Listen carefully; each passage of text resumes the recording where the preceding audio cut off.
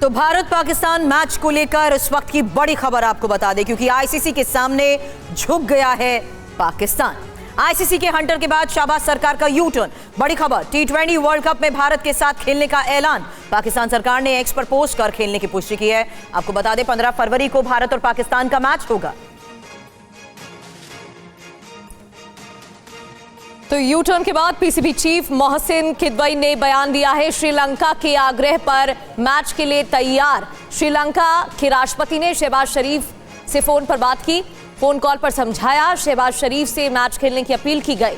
श्रीलंका की अपील के बाद शहबाज तैयार हो गए। मोहसिन की तरफ से ये बात कही गई है। श्रीलंका के राष्ट्रपति ने रेवेन्यू नुकसान का हवाला दिया, क्योंकि आईसीसी की तरफ से दबाव बनाया गया था। जुर्माने की बात तक सामने आ रही थी। उसके बाद ये फोन कॉल की जानकारी मोहसिन ने दी।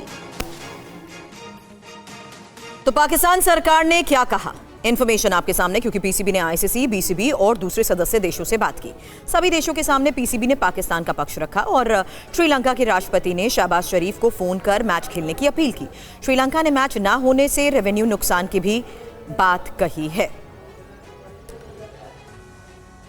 तो पाकिस्तान का यू टर्न, आईसीसी ने क्या कहा था। दरअसल इंटरनेशनल क्रिकेट काउंसिल की तरफ से लगातार प्रेशर बनाया जा रहा था। आईसीसी और पाकिस्तान क्रिकेट बोर्ड के बीच सफल बातचीत के बाद पाकिस्तान अपने सभी तय #T20 वर्ल्ड कप 2026 मैच खेलेगा, ऐसा कहा गया था। इसको लेकर सोशल मीडिया पर कई दावे भी हुए थे और कई बातें सामने आई थी।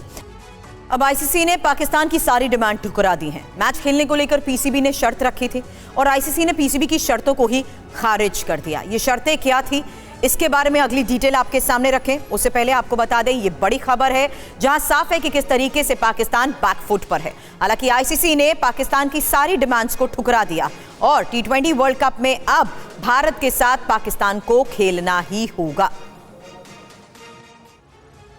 तो क्या थी पाकिस्तान की शर्तें, पाकिस्तान की तरफ से क्या मांगे की गई थी, ये भी आपको जानकारी देते हैं और बिग वॉल के जरिए आपको बताते हैं एक एक पॉइंट के जरिए कि क्या कहा गया था।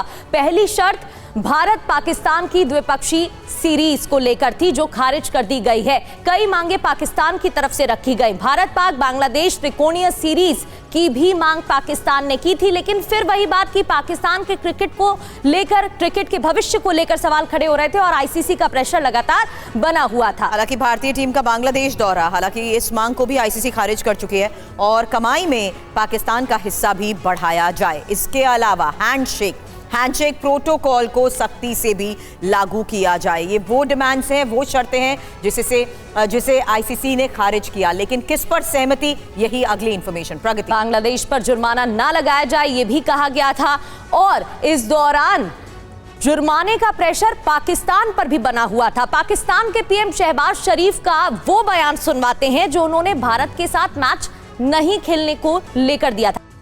अब इसकी इनसाइड स्टोरी क्या है, इस बारे में और जानकारी के साथ हमारे सहयोगी शिवेंद्र इस वक्त हमें ज्वाइन कर चुके हैं। शिवेंद्र, ये फैसला आखिर लेना क्यों पड़ा? ये सवाल इसलिए क्योंकि साफ नजर आ चुका है बैकफुट पर है पूरी तरह से अब पाकिस्तान।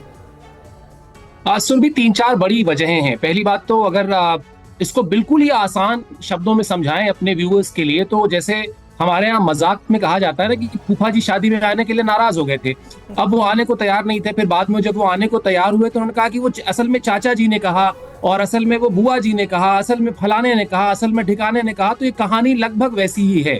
पाकिस्तान इस टूर्नामेंट में इस मैच का बहिष्कार नहीं कर सकता था। अब ऑन अ सीरियस नोट क्यों नहीं कर सकता था?